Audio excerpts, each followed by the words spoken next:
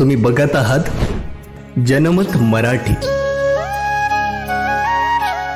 दिनांक 26-27 एप्रिल 2025 रोजी महाराष्ट्र पोलीस अकादमी नाशिक येथील सिंथेटिक ट्रॅकवर नाशिक ॲथलेटिक्स फाउंडेशन आयोजित तिसऱ्या राज्यस्तरीय ॲथलेटिक्स स्पर्धा 2025 घेण्यात येणार असून त्यामध्ये वयवर्षे 6 ते 18 आणि खुला गट या वयोगटासाठी स्पर्धांमध्ये सहभागी खेळाडूंनी नोंदणी केली असून राज्यातील अनेक जिल्ह्यातून स्पर्धकांनी आपला सहभाग नोंदवला आहे।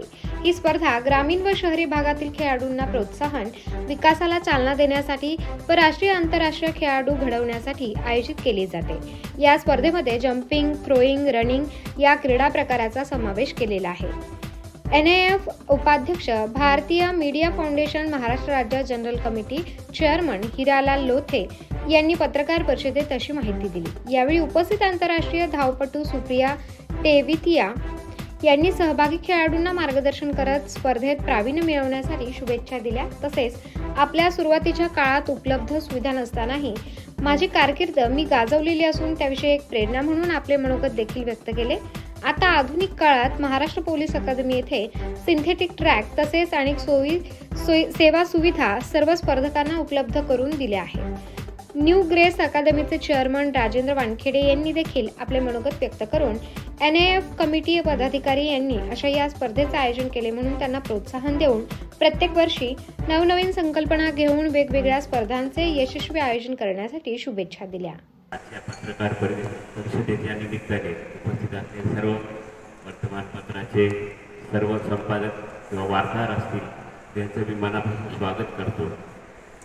आजचा हा जो दिवस आहे तर आज ही पत्रकार परिषद घेण्यामागे थोडासा उशीर झाला असं मी थोडंसं म्हणते, कारण की कसं आहे की तुमच्या माध्यमातून ही गोष्ट जास्तीत जास्त लोकांपर्यंत पोहोचली असती असं माझं स्पष्ट मत आहे। कारण एकमेव साधन आहे सध्याच्या याच्यामध्ये की वर्तमानपत्र आणि इलेक्ट्रॉनिक मीडियाच्या माध्यमातून आपण खूप चांगला संदेश पूर्ण कम्युनिटीला, सोसायटीला देत असतो आणि हे अतिशय सोशल काम आहे। आणि याच्यामध्ये जास्तीत जास्त नाशिक ॲथलेटिक फाउंडेशनने जो उपक्रम राबवलेला आहे अतिशय स्तुत्य आहे।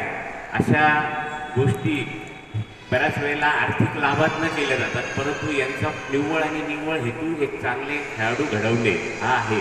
त्यामुळे मला अतिशय आनंद होतो की त्यांनी मला आज या कार्यक्रमासाठी नमस्कार, मी मंगेश राऊत, नाशिक ॲथलेटिक फाउंडेशनचा सचिव। मला सांगायला एक आनंद वाटतोय की पूर्ण महाराष्ट्रातून जवळपास आतापर्यंत 28 जिल्हे सहभाग झाले आणि आतापर्यंत 1012 मुलांनी रजिस्ट्रेशन पण केले। तर या स्पर्धेचा उद्देश एकच होता का ग्रामीण भागातल्या मुलांना एक प्लॅटफॉर्म मिळावा जेणेकरून ते जास्तीत जास्त इंटरनॅशनल, नॅशनलपर्यंत पोहोचू शकता।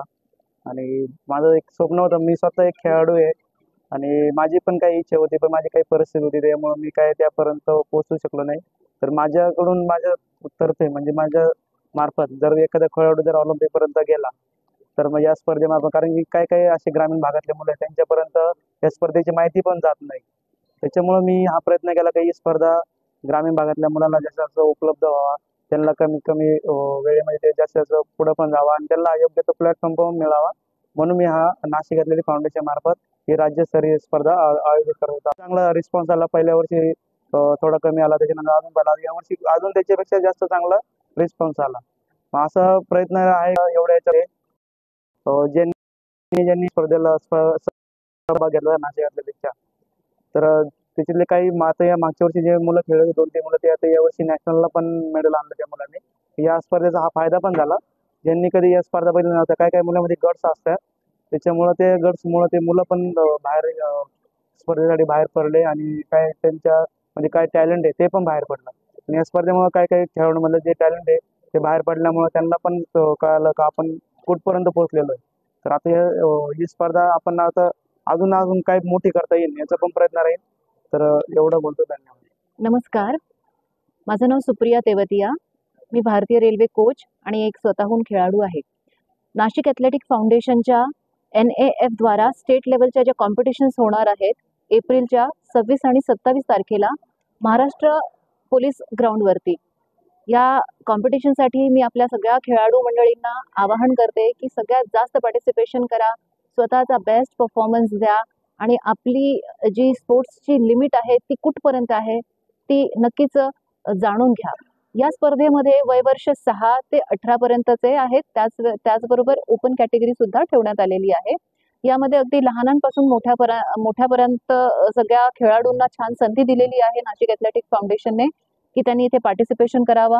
ॲथलेटिक्सच्या प्रत्येक इव्हेंटमध्ये छान भरघोस प्रतिसाद द्या आणि या खेळाच्या माध्यमातून सगळ्या खेळाडूंना एक छान प्लॅटफॉर्म भेटतोय की त्यांनी स्वतःचा परफॉर्मन्स दाखवून स्टेटच नव्हे तर नॅशनल आणि इंटरनॅशनल लेवलपर्यंतही आपला महाराष्ट्राचा झेंडा, भारताचा झेंडा फडकवावा. या खेळामध्ये या इव्हेंटमध्ये मेन गोष्ट अशी आहे की या प्रत्येक इव्हेंटसाठी याच्यामध्ये गिफ्ट दिलेले आहे. बेस्ट ॲथलीटसाठी सायकल आहे, मेडल विनरसाठी मेडल आहे, बेस्ट ॲथलीट आणि फिमेल ॲथलीटसाठी ट्रॉफी पण आहेत, ॲज वेल ॲज सर्टिफिकेट्स आहेत. अशा भरपूर काही गोष्टी आहे. जेवण दिलेलं आहे, नाश्ता आहे, राहण्याची सोय आहे, तेही अगदी नॉमिनल फीमध्ये म्हणजे 200 रुपयामध्ये, जे आजच्या डेटमध्ये कुठेच भेटत नाही. ह्यापूर्वी ह्या लेवलच्या कॉम्पिटिशन्स हे फक्त पुणे आणि मुंबईच डॉमिनेट करत होते. नाशिकमध्ये ह्या पद्धतीचे इव्हेंट्स होतात याचा मला खरंच खूप आनंद आहे.